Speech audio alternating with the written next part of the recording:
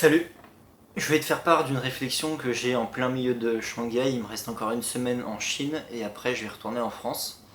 Cette réflexion a été la suivante. Je me suis fixé à la fois mon objectif d'apprendre le mandarin et je me suis fixé l'objectif de publier une vidéo par jour pendant 90 semaines. Très récemment, j'ai commencé à ressentir réellement la difficulté parce que quand tu as l'euphorie du départ, c'est plutôt simple. Tout le monde peut faire des choses avec cette euphorie et c'est pas l'étape la plus compliquée en soi.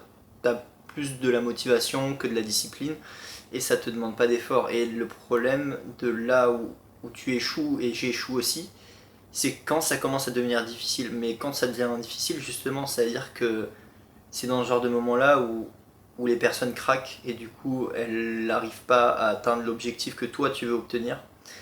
Et en fait, plus ça devient dur, plus c'est une bonne métrique, plus tu sais que tu avances au bon endroit et que ta direction elle est maintenue.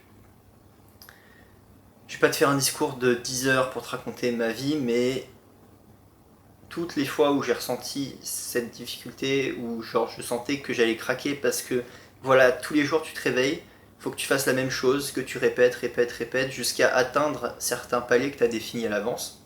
Faut pas le faire indéfiniment sans avoir défini d'objectifs, de cibles.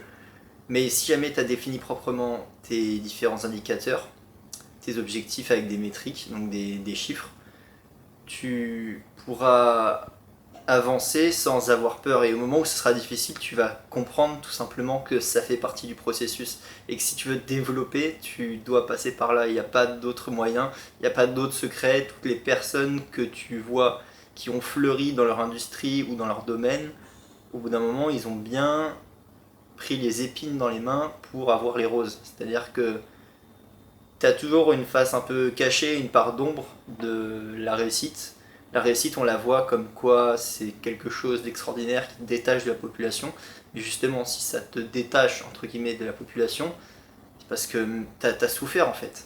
Pas forcément dans un sens qui est pessimiste, mais tu as souffert, tu as accepté de prendre certaines douleurs, de les tolérer et de faire ça pendant un certain temps jusqu'à ce que ça fonctionne.